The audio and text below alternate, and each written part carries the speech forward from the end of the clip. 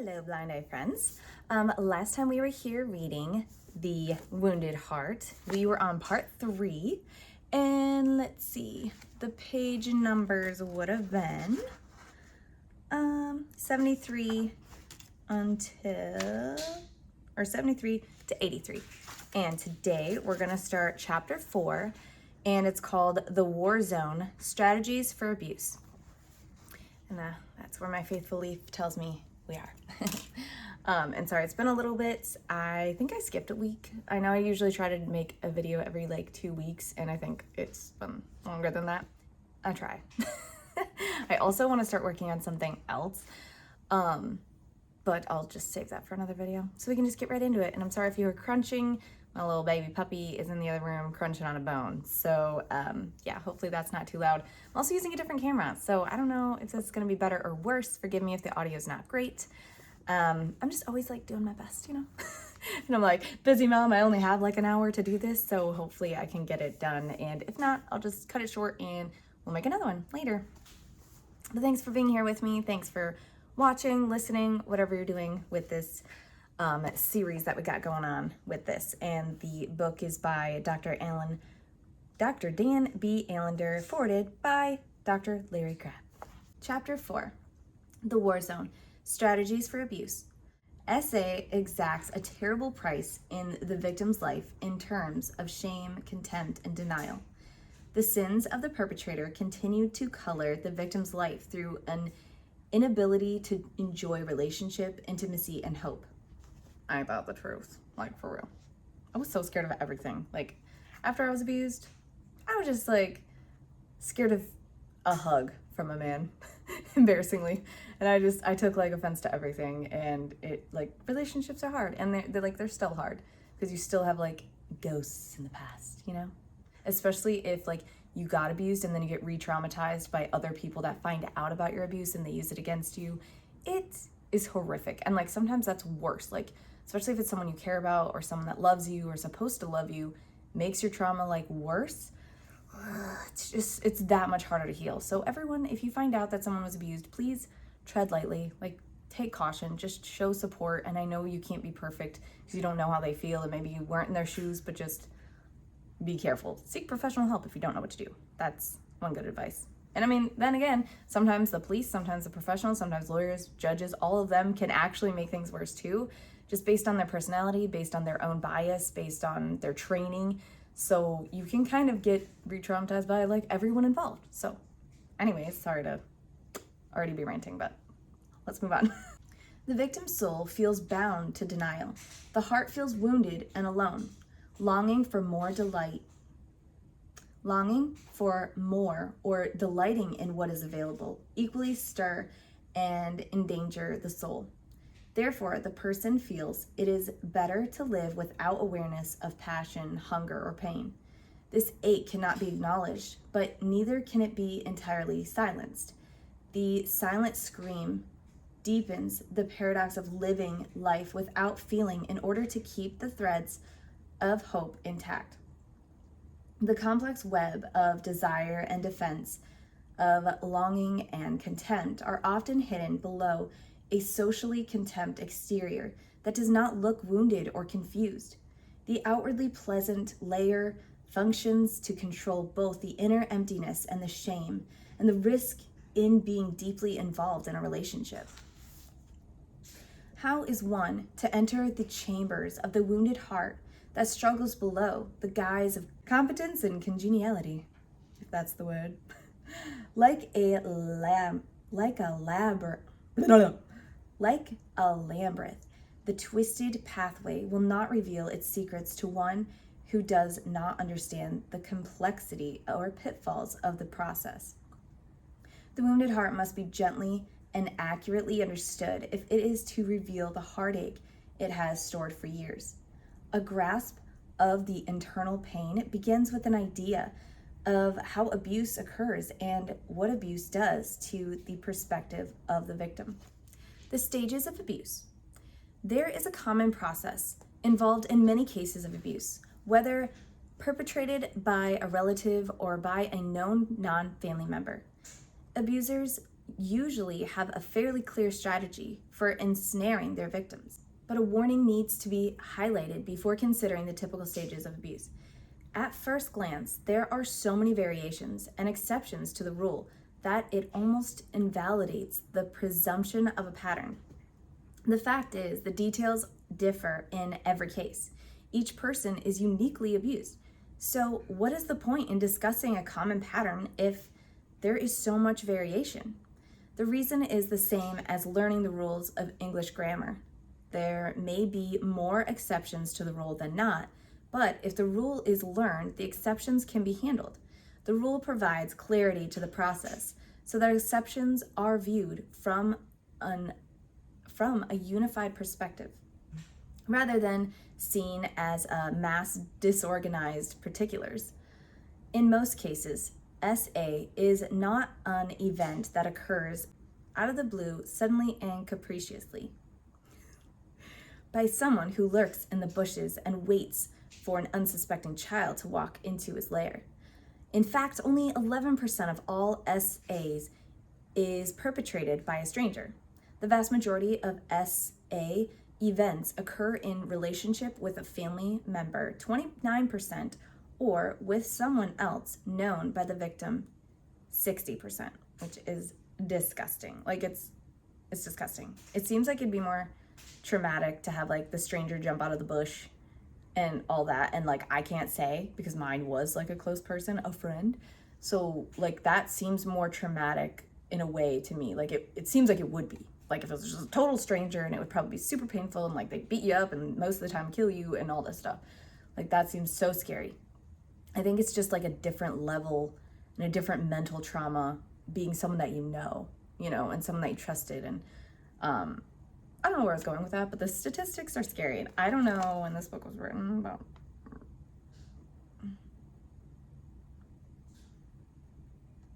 I don't see a date. You'd think they would tell us, like, right somewhere. Okay, I guess that's not important. I don't know when this was written, so the statistics could be completely wrong. Maybe I should look them up and, like, put them in there. Statistics. Here are a couple screenshots of today's statistics from rain.org. Pause if you need more time to read.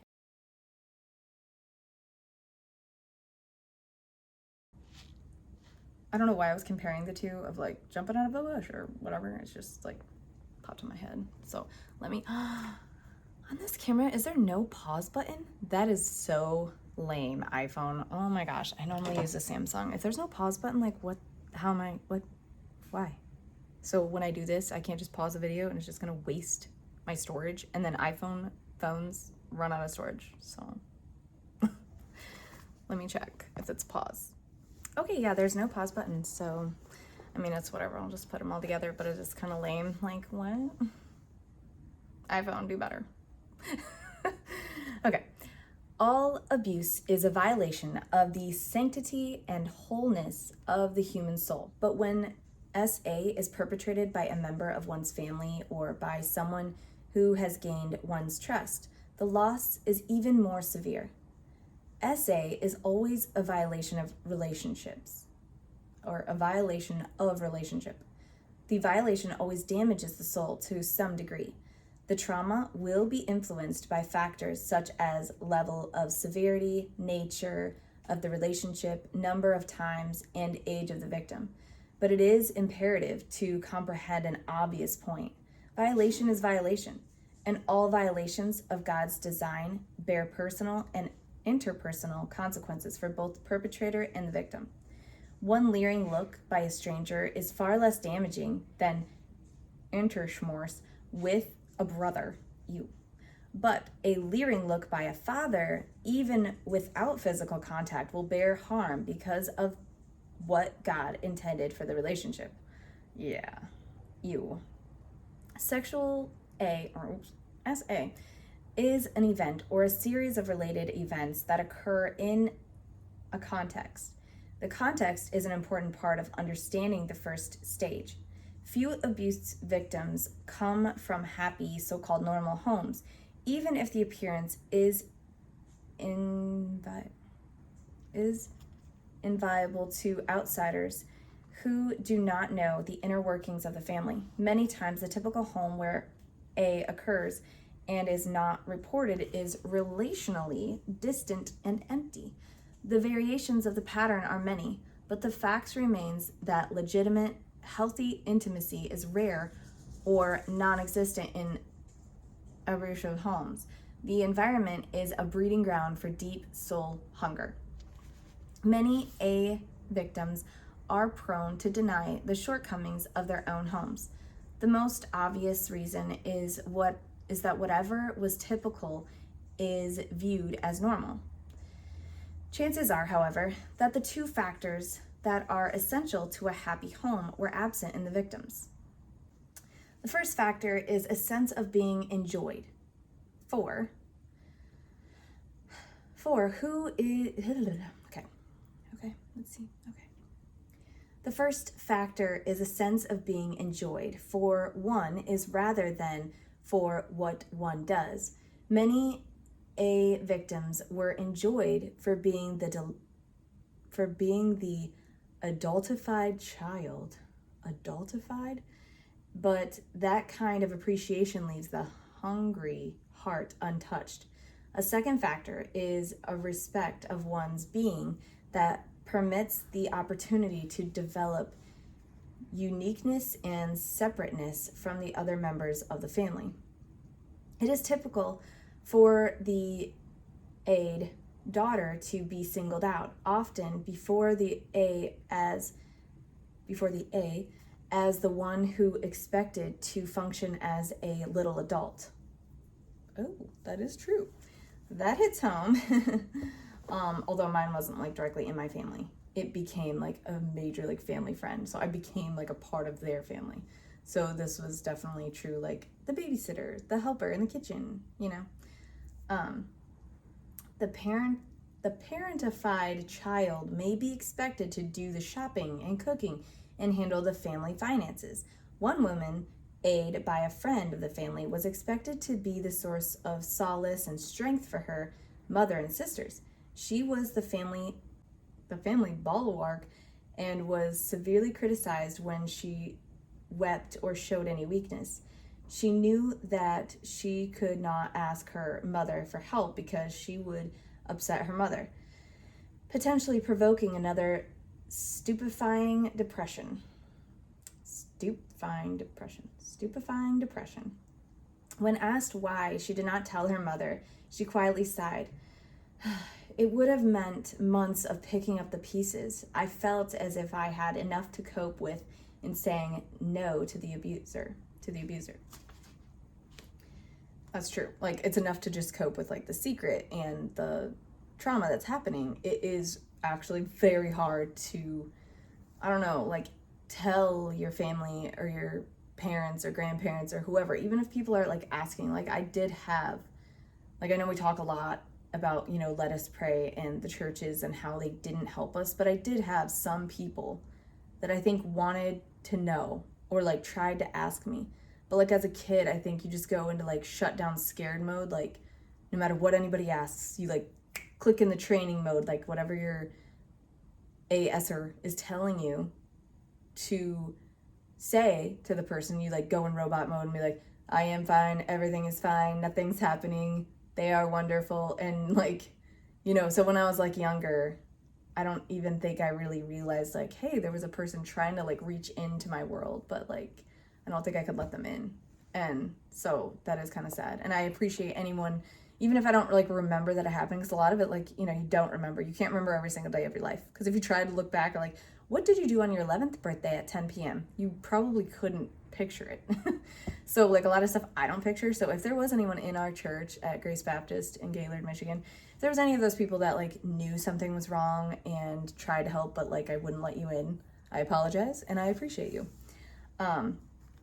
But at the time, you know, you're just so scared and like so terrified of telling the truth, you know? So it's just not very easy.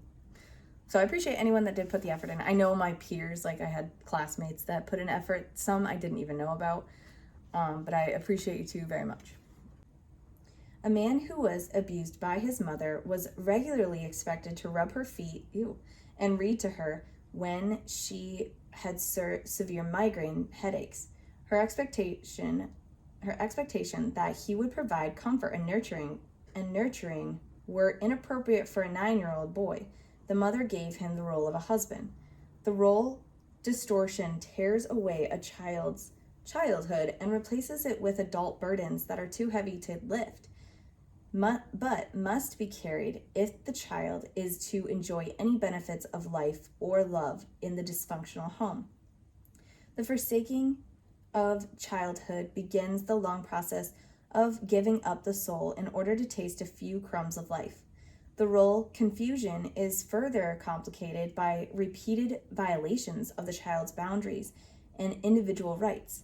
Boundaries are appropriate lines that rightfully separate one's inner and outer world from the domain of others.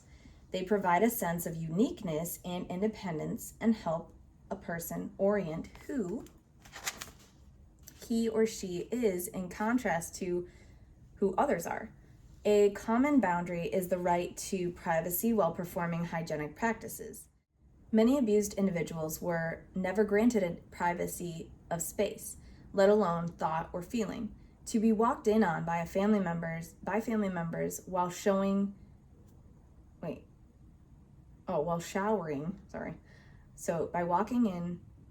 to be walked in on by family members while showering is an intrusion that implies that one's body is not one's own.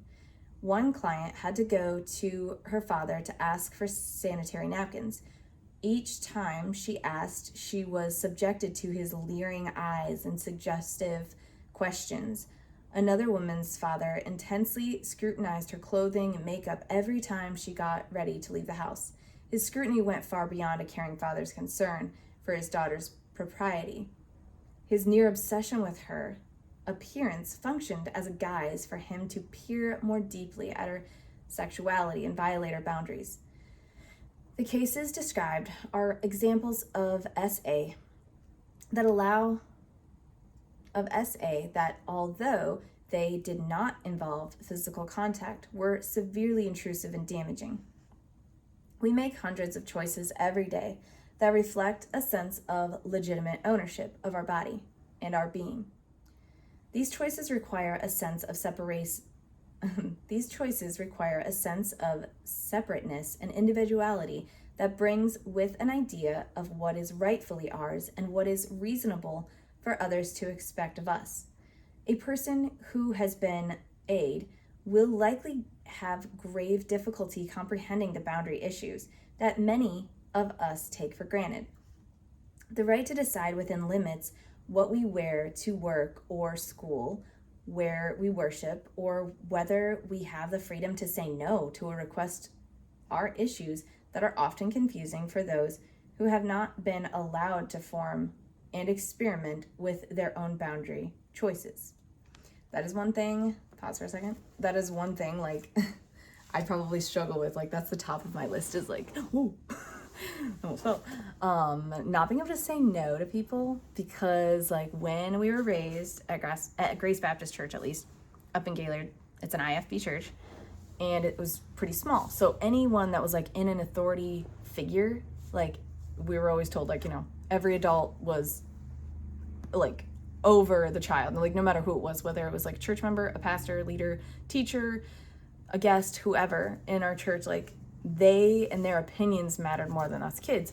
And, like, okay, I can see some of the teaching of, like, hey, respect adults and stuff like that in school. Like, yeah, I can see, like, you should respect adults if they're, like, saying, like, hey, calm down, or hey, don't do that because you're gonna get hurt, or, you know, there should be some level of respect, but it should go back and forth. So anyways, like, when we were younger, it was like there was no, like, you know, questioning back what an adult says. Like, they say it, you do it, no questions asked, no, like, saying no to anyone. And, like, you didn't have boundaries of your own. Like, you were owned. Like, you were kind of property in a way. Some may argue that, but that's how I felt. And it was very hard for me to say no to people. It still is, because I was like, by my nature, I'm a people pleaser. And then in the environment, because it's like nature versus nurture, why are you like this? And it was like a very big mixture of that. And I still really struggle with especially if it's in the moment and someone asks me a question, like right away, I instantly have to like feel like I have to comply or say, you know, like do what they say or say yes to them. And like now it's like I'm trying to train myself, like, nope, just like count to 3, give them a maybe, kind of put it off for a second so then you can think about what you really want and then answer. And like now I do that with like somebody that's still in my life that's pretty an abusive person. If I see a message, instead of answering right away, like I have to know and I have to respond right away, I like give it an hour, like say like wait an hour. And because like if it's not an emergency, then you know it's gonna be fine. So like just so anyways, I totally agree with this chapter so far. I feel like it's enlightening, and like it's good that even if you know something about yourself, to kind of hear it from someone else's perspective or read it. It can help just like validate those feelings. Like you may already know this about yourself, but it's kind of cool, especially like in therapy. A lot of times you're just talking to yourself and they're just like, yes, you are right. And yes, so you already know that about yourself, but you kind of need to hear it out loud, hear it bounced off somebody else. And like, I feel like reading this book is just kind of like bouncing ideas off that maybe we already know and maybe we don't. And maybe it can give us some perspective that we haven't thought about before. So here we go. Other boundary violations occur when a parent tells a child that her feelings are wrong, crazy, or non-existent. This literally just happened to my daughter.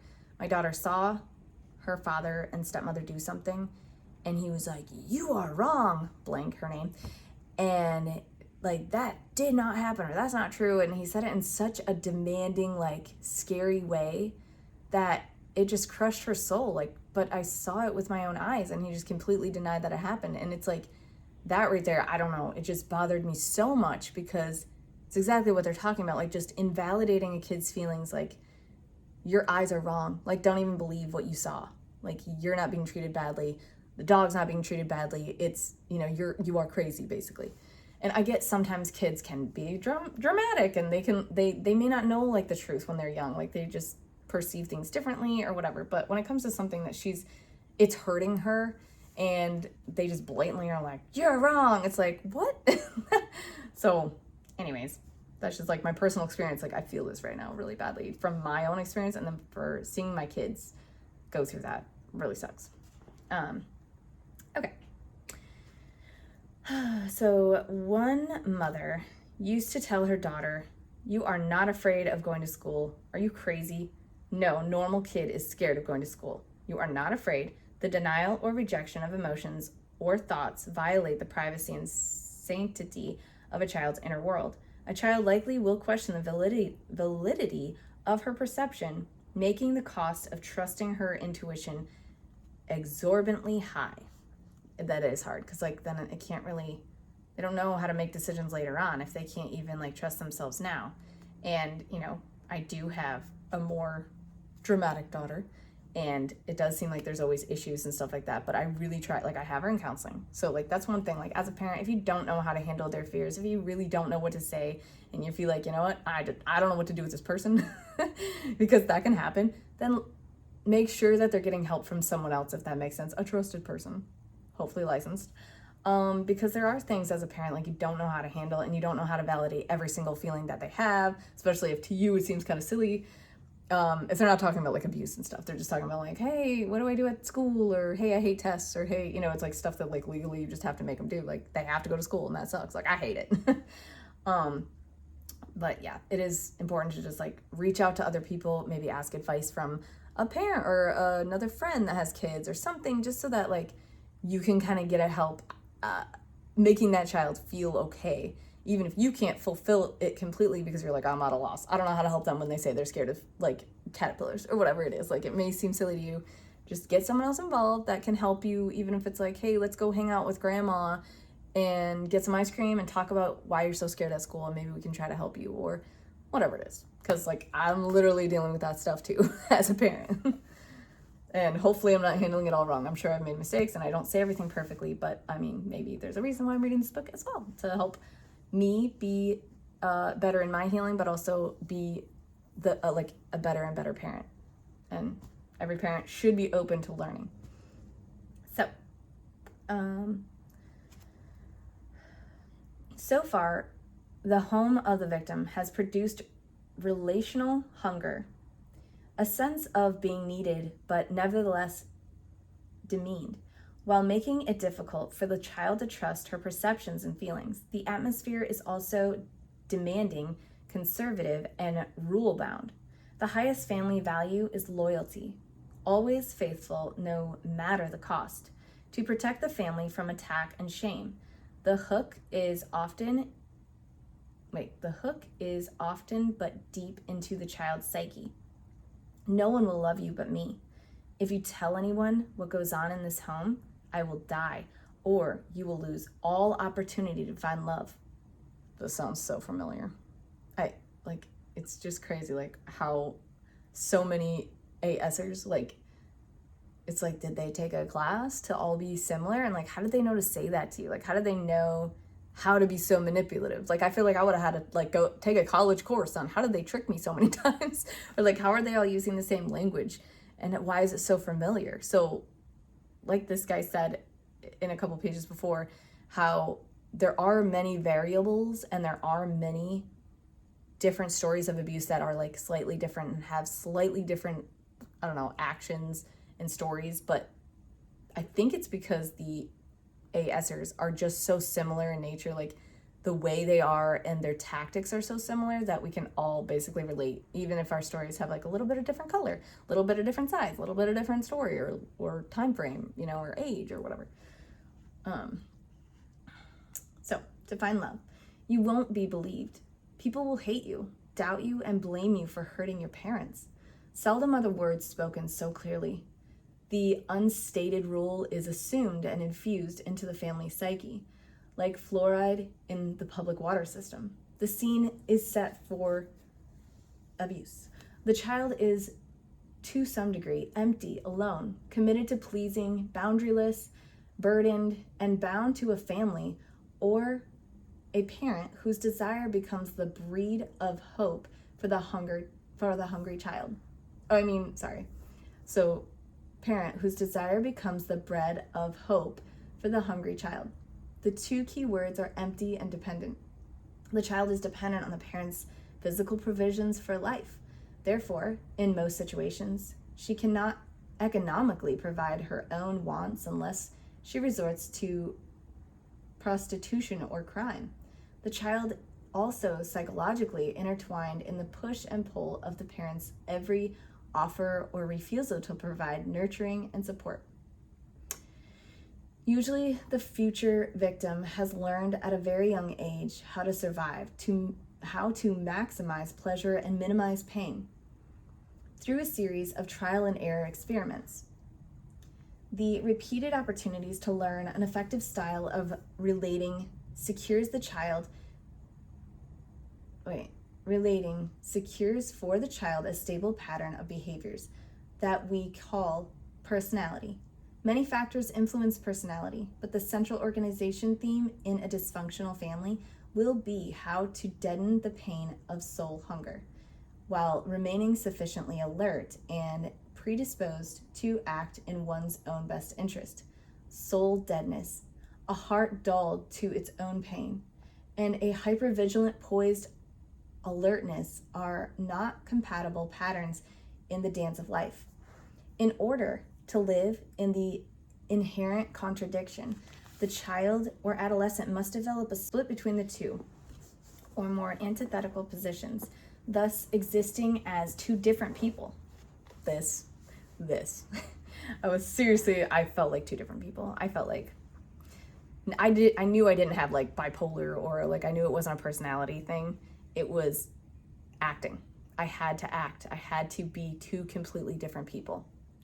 And it was terrifying because what if I slipped up? What if I accidentally was the other person in front of the wrong person, or I said the wrong thing or did the wrong thing in front of the wrong person, or I let it slip?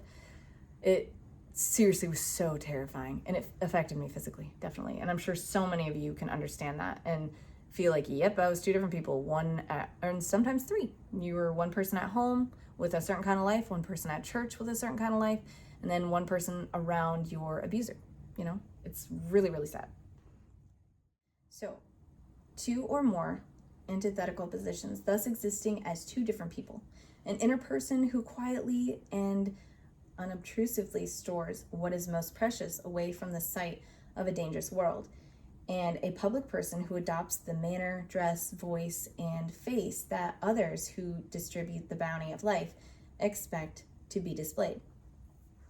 If Dad expects me to be a good student, I will perform to his desire if possible. The reward will be an occasional smile or perhaps a free night to spend with my friends, rather than waiting for him to plod to my room after a night of drinking to play his little games under the covers. The child is caught in a wretched dilemma. Survival requires fitting in, and to fit in means to live a life of torment. The experience of being profoundly used and let down by someone we trusted and relied on sears the hope that relationship can be purely enjoyed. What makes the abuse even more sickeningly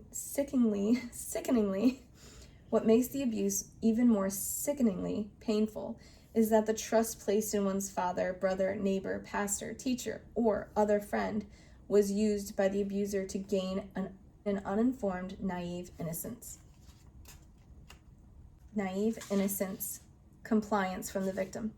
Such compliance falsely implicates her as a willing participant in her own demise. The advantage in understanding the process of abuse is that it frees the abused person from unnecessary guilt for compliance and offers categories for understanding events that evoked confusion and contempt. SA often follows a typical sequence of stages. 1. Development of intimacy and secrecy. 2. Enjoyment of physical touch that appears appropriate. 3. SA, proper physical contact or psychological interaction. 4. Maintenance of the abuse and the shameful secret through threats and privileges. Although this is a general pattern, there are countless exceptions. For instance, a child might be R'd without being set up or seduced. Once the R has occurred, however, silence or ongoing S exploitation will likely be purchased through threats or the offer of privileges. Stage 4 in this scenario is very similar to stage 1.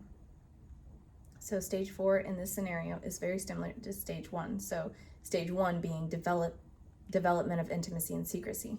So if something happens like quick like that, and it's like it was like without warning, it probably, the steps are reversed. And like after it happens, they're like schmoozing them, probably giving them gifts and like trying to make like them enjoy, physical touch and trying to make it more special and like keep my secret kind of stuff. Stage 1, development of intimacy and secrecy.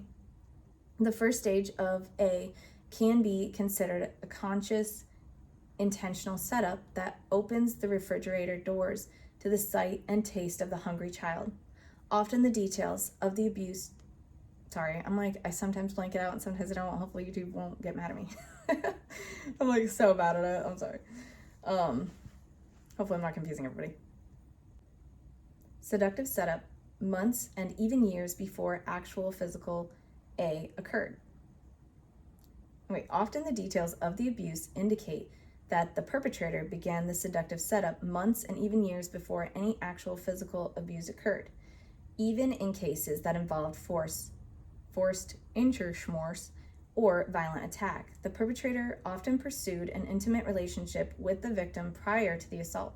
The essence of stage 1 is offer of relationship, intimacy, privilege, special privilege, and rewards. It can be viewed as the offer of water to a person dying of thirst. I totally feel this. I don't know why so far I feel like this is my favorite chapter of resonating with me a lot. It's just hitting home and maybe I'm just emotional about it, but yeah. A 13-year-old girl was invited to her 70-year-old neighbor's barn to see his new bunnies. She was a Christian from a conservatively religious home. She told me that she could not recall ever being touched, hugged, or held by anyone in her family. Her parents were cold and austere. The invitation delighted her, and she readily responded. The neighbor seated her on a bale of hay and put several bunnies on her lap. He stood behind her and told her about their birth and the reproductive habits of rabbits, using words and phrases that were provocative and suggestive. He began to massage her shoulders as she held the rabbits, and after a few moments, he slipped his hand down her blouse and touched her breast. She was stunned and unsure what to do. After what seemed to be an eternity, she stood up and ran out of the barn. She never told her parents what occurred. His offer was a taste of heaven, his touch, frightening and strangely warming. The setup in this case took less than 10 minutes before he moved to stage 2, physical touch that appears appropriate, and then to stage 3, sexual contact. Other situations may take several years to set up. That was me. That's why it's confusing in my brain sometimes, like, when did abuse start? Because in my mind, I go based on the year we met, because I believe he was doing the slow and steady setup because of everything he did and said and everything, counselors had said about him. He seemed like a professional, and they're like, there's no way you're the only one. And that makes me sad because I don't know any other victims that came forward yet about him. So I definitely believe, like, at 15, and it was my first year in a real school because I was homeschooled up in that point. And I just think I probably looked very naive, very uneducated, and very just like gullible, let's just say. Like, I was not the 15-year-olds that you see nowadays running in the wild. Like, I was not the same. I didn't have the internet. I didn't know a lot. So yeah, started at 15 was when we met, and when he started all of this stuff to build up, and then months later, he did do the soft appropriate touches, like, oh, father and daughters do this, and then it got weirder and weirder. But it was like he would test the waters, pull back, test the waters, pull back, test the waters, pull back, and each time he would test the waters, I'd cry and be like, I don't understand, and I would be so confused, that's nice, but what? I knew it was wrong. I didn't know how he didn't know it was wrong. I didn't understand, why am I the child adult trying to tell you, this is not okay. So, okay, and this collar is big for me, and it's, really annoying because it keeps falling and it looks ugly, so side note, it's distracting. I'll probably wrap it up after this page. Other situations may take several years to set up. A woman who was abused by her pastor began having private meetings with him when she was 12. For several years, they shared secrets and quiet, knowing looks. He would often invite her to stop in after church for a theological discussion, prayer, or a snack. When she was 13, he began to confide to her some of his relational struggles with his wife, and would ask for a woman's perspective in coping with her moods. Oh my gosh, I feel like this happened to me too, and it's just crazy. It's shocking. It just shocks me that they have a blueprint that they follow and how much it works. Okay, we should really give everyone a class on how not to fall for it, since all these bros just automatically know how to do all this crap, and I don't even get it. Do they teach this at the Christian colleges? Where are they coming up with all this stuff? How do they know to do this? Angers me. So anyways, soon he began to share some of their struggles and doubts about his own his own virility. I don't know what that means, virility. The precious adultified child, and this part is so true. I feel like you get adultified, and you have to grow up really fast, and you have to make those decisions that are super hard and awkward, and you don't know what to do, but you're having to make adult decisions as a child who can't hold that weight, and that's why people lose their mind. So the precious adultified child often affirmed his maleness and flirted with him while he was particularly depressed. How conscious was his seduction? Did he know a year or two in advance what was to occur? In this case, there is no conclusive data that would indicate without a shadow of a doubt that his intention was to abuse her from the beginning of their relationship. However, the steady unrelenting and inappropriate pursuit of a young girl, progressively building trust and intimacy, slowly exposing her to his heart and S struggles, implies conscious, intentionally far in advance of the first physically abusive episode. So that's kind of answering my question. It must be remembered that the setup itself, even if the abuser never moves beyond stage 1, though it is rare for him not to, is severely damaging to the victim's soul. Stage 1 sets the hook. The hungry fish takes the bite, and the adderant fisherman waits until he feels the tug, and then he jerks his pole back, implanting the sharp steel in the soul of his unwary victim. The kindness is cruelty, the warmth violating. The unsuspecting child or adolescent feels relationally alive and nourished, as he or she has never been before. The abuser offers the very thing he has withheld from the child to gain trust and access to her heart. After years of neglect, a child may be wary, but underlying the suspicion is a desire for involvement that brims with passion.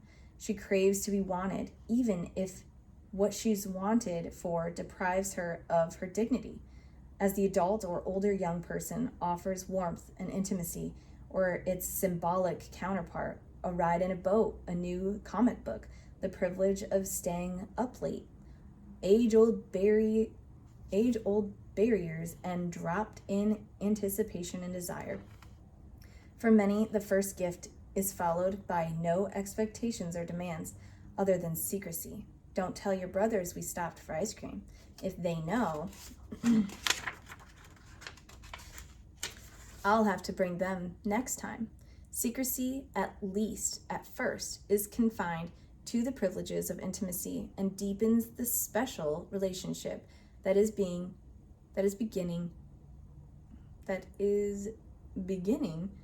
Consequently, the victim tastes the first luscious bite of grace, a free gift of life with no obligation to perform. The result will be increased hope and hunger, a dropping of ancient defenses, a sprightly responsiveness that brings to the soul the first sense of femininity or masculinity. The woman described this period as the glory days of her life. Whenever she daydreams, she recollects the time when she was 6 and her father bought her a new dress and allowed her to parade around the home to his oohs and ahs. She was, for a day, his princess, his delight and dream. The day ended several weeks later when he M-worded her for the first time. Stage 1 produces a desire for more, a hope that spring is ahead, maybe, just maybe, the dead tree that has languished in the child's soul for years will see verdant green leaves cover the brown decaying branches. Essentially, this stage involves the development of intimacy through the offer of relationship. Relational pleasure is enhanced through the bonding of secrecy and privilege. Okay, I will end there. We are in the middle of page 92, just because I kind of gotta go. But I will mark this. We're still in chapter 4. This one seems like a little bit longer than chapter 3, but I could be wrong. But so far, I like this chapter. It's very relatable, and maybe comment down below. Did you get a gift? Was your situation like that? Did your abuser give you a gift? And if they did, feel free to comment down below, because the more we know, the more we can warn our children, and the more we can observe if our children get these random gifts from some old teacher or pastor, and because they come so equipped with all this knowledge of how to SA people, or these pre-packaged, I don't know, books in their mind of how-to books on how to seduce a child and how to keep them quiet and how to scare them. if they already have that like built in, then all of us unsuspecting victims and victims' kids need to see those blueprints. We need to see those books that they have on file in their brains, you know, and we need to know what they are, know what their tactics are, and then train our children the opposite way and say like, hey, if someone tells you not to tell your parents, go ahead and tell your parents. If someone gives you a gift and makes you keep it a secret, tell your parents. If someone wants to have secret meetings and doesn't want anyone to know, tell your parents, you know, and we can learn all their red flags. And of course, I don't want to teach a predator how to be a predator, but I think that they don't have to be taught. Somehow they just have it built in. And yet us who have been survivors, we didn't have it necessarily built in on how to counteract that. We didn't know how to fight against that. We were grown in places where it was the perfect setup for them.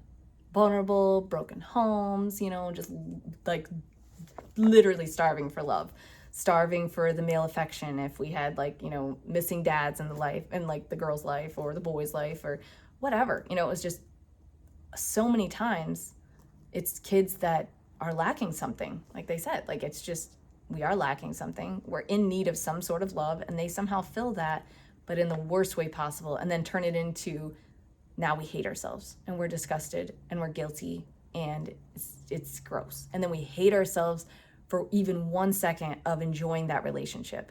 At least I did. Like I just hated myself for even like liking gifts or liking going to the mall or going to the beach and like playing football in the yard. I hated myself for loving him, you know? And that's a whole nother deep dive. Maybe someday I'll share, but it's, like I hate it. Like I don't even want to say that stuff out loud because it's really like embarrassing. And I feel like that's what would be used against me. Like when he gets out of prison, he could just be like, oh, she totally wanted it. She was so in love with me. And it's terrifying.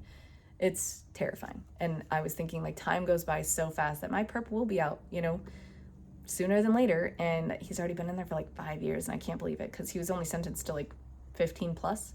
And I'm not sure what his parole thing is. Like I should look that up because it's been so long, and you know when they're like reading it, you're just adrenaline's just like and you don't even know the laws then, and you like don't understand everything. So I should look it up and see, because that's gonna be an emotional day when he gets out and like what's he gonna do?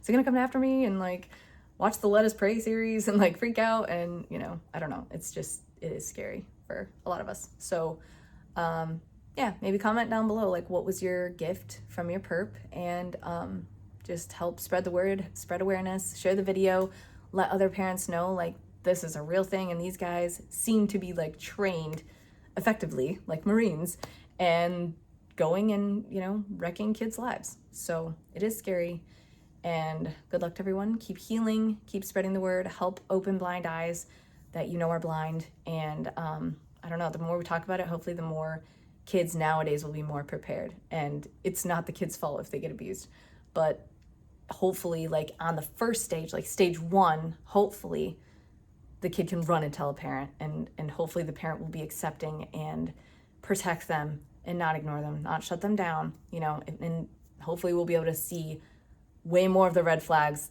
and they'll be bigger to us now than before, where we're like, well, I'll probably brush it off, and it's like, oh, it's no big deal, it's the 90s or it's the 70s, like, oh, every parent does that, or blah blah blah, you know. And sadly sometimes it is your parent abusing you. So hopefully you have like a trusted friend, uncle, trusted somebody that you can tell.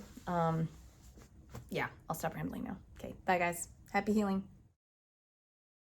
Pause, since there's no pause button, right? Oh, I wish I had a pause button for when I need to find my spot. Oh. When I get a drink. Don't look at my freckles. This camera, like, legit is like showing every wrinkle and freckle.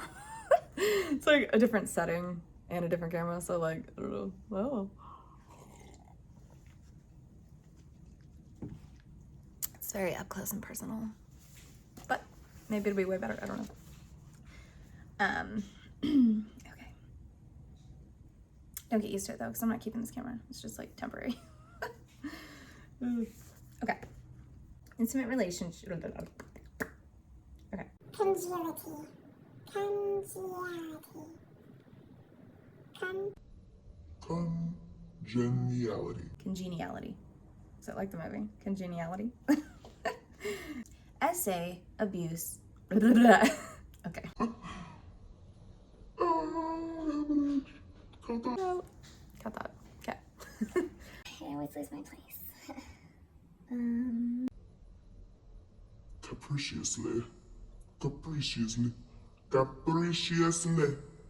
and suddenly